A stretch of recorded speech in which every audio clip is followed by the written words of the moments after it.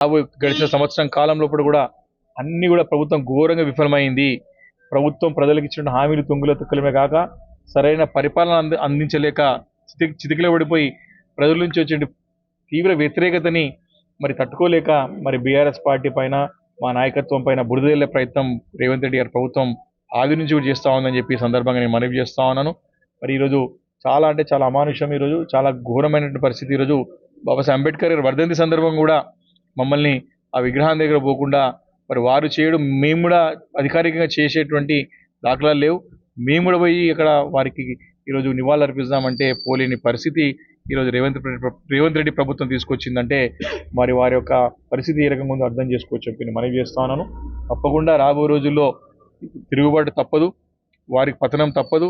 ప్రజాకోర్టులో ఖచ్చితంగా రేవంత్ రెడ్డి ప్రభుత్వానికి శిక్ష తప్పదు అని చెప్పేసి సందర్భంగా మనవి చేస్తా ఉన్నాను. ఇప్పటికే మా నాయకులపైన అనేక కేసులు పెట్టి, అక్రమ కేసులు పెట్టి, గ్రామ స్థాయి నుంచి తీసుకుంటే రాష్ట్ర స్థాయి నాయకులందరిపైన అక్రమ కేసులు పెట్టి మరి వారిని బెదిరించే విధంగా, వారిని ఆత్మస్థైర్యం దెబ్బతినే విధంగా ఈరోజు ప్రభుత్వం పనిచేస్తుందని చెప్పడానికి ఎలాంటి సందేహం లేదు. తప్పకుండా ప్రజాక్షేత్రంలో క్షేత్ర స్థాయిలో పెద్ద ఎత్తున పోరాటాలు చేస్తాం. రాబోయే రోజులు ఈ సంవత్సరం కాలం అంతా కూడా చాలా మేము శాంతియుతంగా మేము ప్రభుత్వానికి సమయం ఇవ్వాలని చెప్పేసి ఇలాంటి ఆందోళన కార్యక్రమాలకి, ఉద్యమాలకి మేము ఎక్కడ పిలుపునివ్వలేదు. కానీ రాబోయే రోజుల్లో తప్పకుండా ఇవన్నీ కూడా ఆందోళన తప్పవు, ప్రజలను తిరుగుబాటు తప్పదు. మేము బాధ్యత గల ప్రతిపక్ష పార్టీగా ప్రజలకు అండగా ఉండి వారి యొక్క ఇచ్చిన హామీలను నెరవేర్చాలని చెప్పి ప్రయత్నం చేస్తూ ఉంటే కూడా మమ్మల్ని అనగదొక్కే విధంగా ప్రయత్నం చేస్తుంది ప్రభుత్వం అని చెప్పి సందర్భంగా మనవి చేసుకుంటూ, ఈరోజు మాత్రం చాలా అంటే చాలా బాధాకరమైన విషయం. ఈరోజు బాబాసాహెబ్ అంబేద్కర్ గారి యొక్క వర్ధంతి సందర్భంగా కూడా మాకు అక్కడ వెళ్లకుండా గృహ నిర్బంధం చేసేసి అడ్డంకులు సృష్టించడం ప్రభుత్వానికి సిగ్గుచేటని చెప్పే సందర్భంగా మనం చేస్తా ఉన్నాం. ఖచ్చితంగా అసెంబ్లీ సమావేశాల్లో చాలా అంశాల పట్ల చర్చ జరిగే అవసరం ఉన్నది. కానీ వారు గత బడ్జెట్ సమావేశాలు కూడా తప్పించుకొని తూకు ముడుచుకొని బంద్ చేసుకొని వెళ్ళిపోయినారు.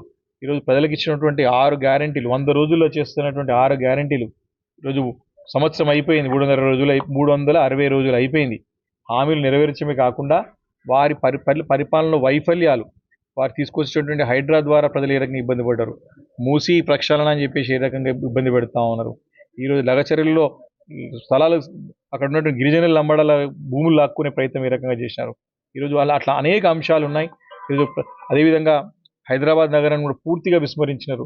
నగరాన్ని పూర్తిగా విస్మరించి నేను ఏదో 4th సిటీ కడుతున్నాను అని చెప్పేసి అక్కడ వారు దృష్టి కేంద్రీకరించి నగరాన్ని కూడా పూర్తిగా విస్మరించారు. కాబట్టి అనేక అంశాల పట్ల తప్పకుండా అసెంబ్లీలో